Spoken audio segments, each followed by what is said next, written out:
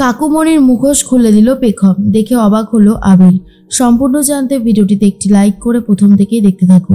দেখা যায় গল্পের শুরুতেই বাড়িতে পেখমকে নিয়ে এসেছে আবির। এই ঝুমুরি হলো পেখম, সেটা অবশ্য আবির এখনো জানে না।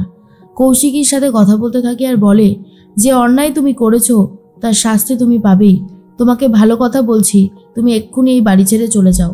দেখো, তোমাকে আমি বন্ধু বলে মেনেছিলাম, কিন্তু তুমি বন্ধু নও, তুমি হলে শত্রু। এরপরেই কৌশিকী বলে, আবির তুমি আমার কথাটা বিশ্বাস করো, আমি এরকম কিছু করিনি। আবির তখন বলে, আমি না জেনে শুনে কাউকে মিথ্যে দোষারোপ দেই না কৌশিকী, তাই আমাকে এসব বলে কোনো লাভ হবে না। রঙ্গন তখন বলে, ছি কৌশিকী, এত ভরসা করেছিলাম তোমার ওপরে, শেষে তুমি কিনা এই সমস্ত কিছু করছো, এটা কিন্তু মোটেও ঠিক হলো না। তুমি কিন্তু অনেক বড় ভুল করলে।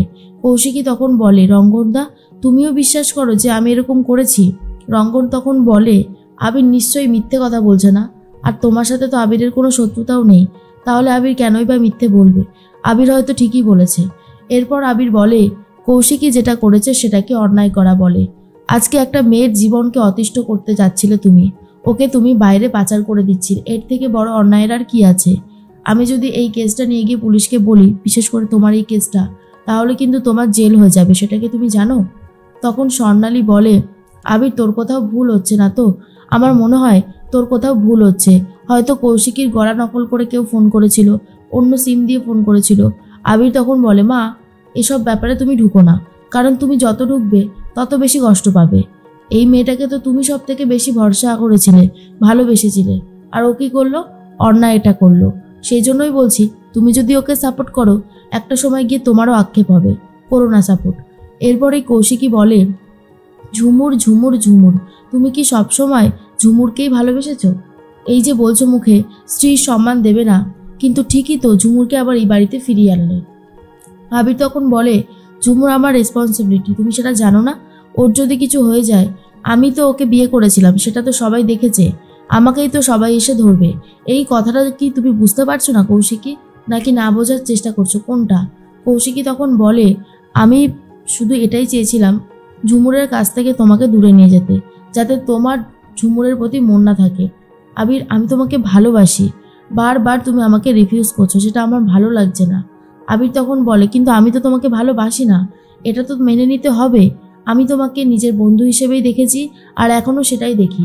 আমার পক্ষে তোমায় বিয়ে করা কোনো দিনও সম্ভব নয়। আশা করি তুমি বুঝতে পেরেছো।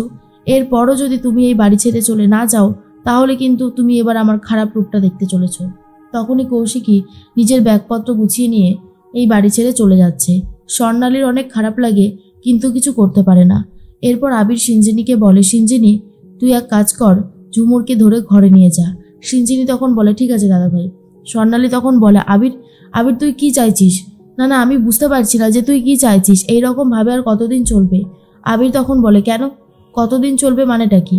আমি তো তোমার কথায় কিছুই বুঝতে পারছি না।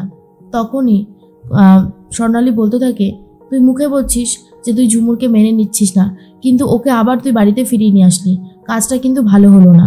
আবির তখন বলে, বললাম না উনি আমার স্ত্রী, ওনার ওপরে যতটা দায়িত্ব কর্তব্য আছে সবই আমি পালন করব। এর মধ্যেই সিঞ্জিনী কি ড্রেস দেবে ঝুমুরকে সেটাই খুঁজতে থাকে। আবির তখন বলে, আপনার শরীর ঠিক আছে তো? ঝুমুর তখন বলে, দাদাবাবু আপনি আমাকে নিয়ে একদম ভাববেন না, আমি ঠিক আছি। এদিকে স্বর্ণালী চলে গেছে আবিরের ঘরে। তখন সিঞ্জিনী বলে, কোন ড্রেসটা দিয়ে দিই পড়তে বৌদিভাইকে? ঝুমুর তখন বলে, ডান দিকে, আলমারির ডান দিকে দেখো একটা গোলাপি কালারের শাড়ি আছে, ওই শাড়িটাই আমাকে দাও। আর এটা শোনার পর স্বর্ণালী তখন বলে, তুমি কি করে জানলে? তুমি কি করে জানলে যে ওইখানে একটা শাড়ি আছে? বলো, চুপ করে থেকো না। আরে আবির, তুই বুঝতে পারছিস না, তুই যখন থাকিস না তখন ও মনে হয় সব কিছু সার্চ করে। এরপরে ঝুমুর বলে, না না, আমি কোনো সার্চ টার্চ করি না, আমার হঠাৎ করে মনে পড়লো, আসলে দাদাবাবু তো আমাকে দিদিমণির শাড়িগুলো দিয়ে বলেছিল যে এগুলো পরতে, আমার মনে হয় কোথাও একটা মাথায় থেকে গেছে। কিন্তু আবিরের সন্দেহটা অন্য জায়গায় হয়। আবির ভাবে উনি যেমন করে বলল, মনে হচ্ছে যেন ওনার মেমোরি ফিরছে কোনোভাবে। কিন্তু এই একটা কথার ওপরে দাঁড়িয়ে তো আমি আর কিছু করতেও পারবো না। দেখি ঝুমুরের যদি আর কিছু মনে পড়ে তাহলে অনেক ভালো হবে। এরপর ঝুমুর নিজেও ভাবতে থাকে যে এটা আমি কি করলাম, আমি কি বললাম, আমি তো বুঝতে পারছি না। এর মধ্যে আবির কথা বলতে থাকে স্বর্ণালীর সাথে আর বলে, মেজ বৌদিকে চাপ দিলেই দলিলের ব্যাপারটা জানা যাবে, না না, আমি 100% শিওর যে মেজ বৌদি ওই দলিলটা সরিয়েছে। মেজ বৌদিকে ভরসা আর বিশ্বাস করা যায় না। তখনই স্বর্ণালী বলে, তুই একটু শান্ত হ, তুই যদি এইভাবে রিয়াক্ট করতে থাকিস তাহলে কিন্তু ভালো হবে না, একটু শান্ত হ। এরপরেই ঝুমুর ওপর থেকে সবটা নিচে দেখতে থাকে যে আবির দলিল নিয়ে ঝামেলা করছে। তখনই ঝুমুরের বারবার করে মাথা আসতে থাকে কেউ কাউকে দলিলটা দিচ্ছে, কিন্তু কি হয়েছে, কীরকম কি শুরু হয়েছে সেটা বুঝতে পারছে না। ঘরে গিয়ে নিজের মনে মনেই ভাবতে থাকে সব কিছু, আর বলে কেন আমার সবটা স্পষ্টভাবে মনে পড়ছে না, কেন আমি বুঝতে পারছি না যে কি হচ্ছে, পুরনো এই জিনিসগুলো কেন আমার মাথার মধ্যে আসছে, এরকম তো হওয়ার কথা না, গন্ডগোল হচ্ছে কোনো একটা। এরপরে আবির বলে, কি ভাবছেন বলুন তো আপনি, আমি ঘরে এলাম আপনি টের পেয়েছেন? ঝুমুর তখন বলেন, না দাদাবাবু, আমি তো টেরই পাইনি, আপনি কখন এসেছেন? আবির তখন বলে, এত কি নিয়ে ভাবছেন, কোনো অসুবিধা হয়েছে? দেখুন ঝুমুর, আপনি আমার স্ত্রী হন, আপনার কোনো অসুবিধা হলে আমার সেটা দেখা উচিত, আপনি বলুন আপনার যদি কোনো সমস্যা থেকে থাকে।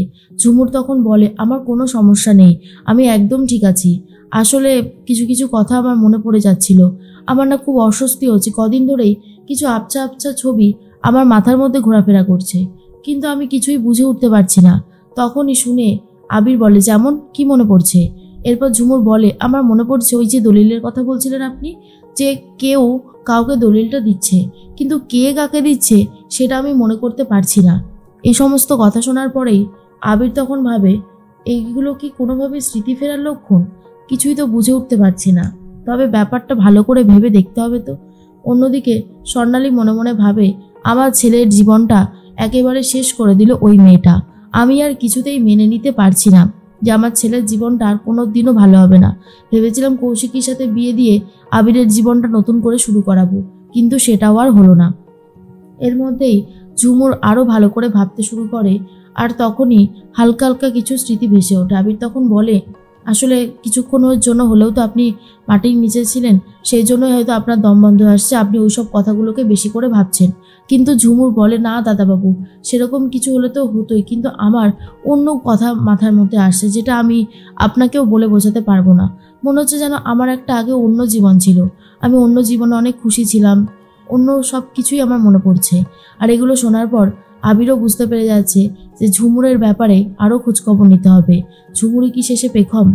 তার মধ্যে ঝুমুরের মনে পড়ে যাচ্ছে দাদু কাকুমণির হাতে দলিলটা দিয়েছিল, আর সবার সামনে ঝুমুর বলে, দাদাবাবু আমার মনে পড়ে গেছে, কাকুমণির হাতেই দাদু দলিলটা তুলে দিয়েছিল। আর কাকুমণি তো অবাক হয়ে যায় যে ঝুমুর কি করে জানলো, তখন তো ঝুমুর ছিল না এই বাড়িতে, ঝুমুরের তো জানার কথাই না। আবিরও খুব ভালো মতন বুঝতে পেরে যায় ঝুমুরই হলো আদতে পেখম।